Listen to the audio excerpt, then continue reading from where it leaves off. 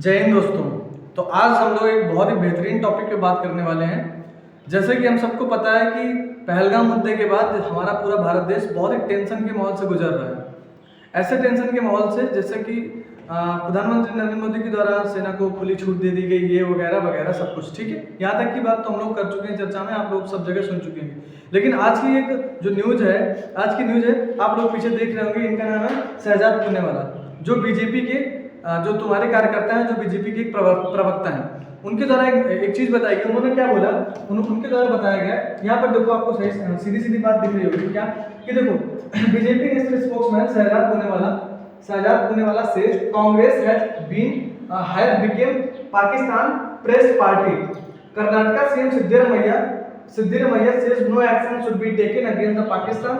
Robert Vadra and other Congress party leaders have to be given a clear check to the Pakistan and the blamed Hindutva. देखो, बात यह है कि कांग्रेस के कुछ पिछलग्गू नेता, जैसे ये तो जो तुम्हारे सिद्धारमैया, ये सीएम है कर्नाटका के सीएम है। उन्होंने कहा है कि पाकिस्तान से हमें बदला नहीं लेना चाहिए, है ना, पाकिस्तान से बदला नहीं लेना चाहिए। और उन्होंने सीधा हमारी सेना पर सवाल उठाया। हमारी सेना से बालाकोट जो हुआ था उसके बारे में सेना से सीधा हम लोग सेना से क्या मांगा है, उन्होंने जवाब मांगा है। एक प्रकार से ये देश की मोरल डाउन करने वाली बात है। और मैं सिद्धारमैया सर से एक बात कहना चाहूँगा, इस देश का युवा नागरिक होने के नाते मैं सिद्धारमैया सर से एक बात कहना चाहूँगा कि अगर आपको रोटी की राजनीति करनी है, वोट की राजनीति करनी है, तो ये समय नहीं है वोट की राजनीति करने के लिए।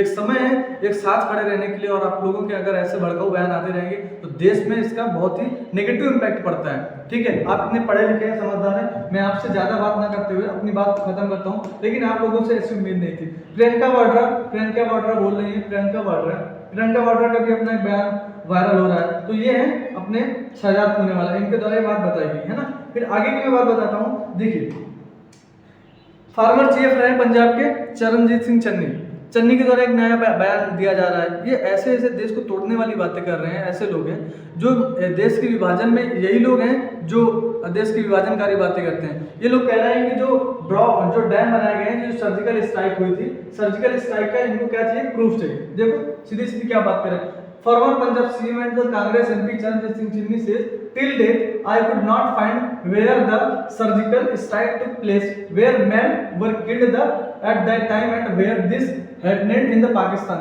Will we not find out the became a drop in our country? That means इनको भी जवाब चाहिए, इनको भी सेना से प्रूफ चाहिए कि जो सर्जिकल स्ट्राइक हुई थी वो प्रूफ दो।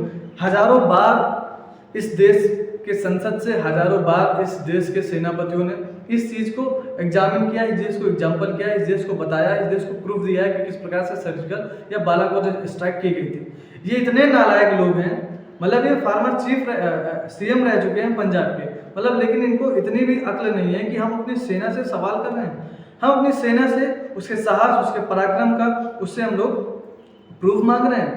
क्या ये होना सही बात है ना? तो ऐसा हम लोग इन लोगों से उम्मीद नहीं कर सकते हैं, और उम्मीद नहीं कर सकते हैं। लेकिन ये लोग ऐसा काम करते हैं क्योंकि तभी तो ये लोग फॉर्मर सीएम रह चुके हैं। लेकिन फिर भी इन लोगों को अभी तक इस बात की तमीज़ नहीं आई कि लोग सेना से हम लोग किस प्रकार से सवाल कर सकते हैं। चलिए, मेरा इन लोगों से ज़्यादा सवाल नहीं है। मैं अपनी सरकार से एक ही बात कहना चाह रहा हूँ कि इन सब लोगों का एक मुंह तोड़ जवाब दिया जाना चाहिए। इन सब लोगों के जितने भी क्वेश्चन बनने हैं, जितने भी दिमाग में क्वेश्चन बनने हैं, सेना को इस बार फिर से ऐसा हमला करना चाहिए, पाकिस्तान के ऊपर ऐसा हमला करना चाहिए कि इन सब लोगों की आंखें फटी की फटी रह जाए। ये वही लोग हैं दोस्तों जो पाकिस्तान से ट्रेन फंडिंग लेते हैं और इंडिया पर उस चीज़ को अलाउ करते हैं, ना। ये वही लोग हैं, है ना। जब प्रधानमंत्री जी का काफिला रुका हुआ था, तब आप लोगों को क्या लगता है, इन लोगों का हाथ नहीं रहा होगा, और पूरा हाथ रहा होगा। तो मैं तुम लोगों से यही कहना चाहूंगा कि आप लोग इन सब बयानों पर ज्यादा इधर उधर गौर मत कीजिएगा।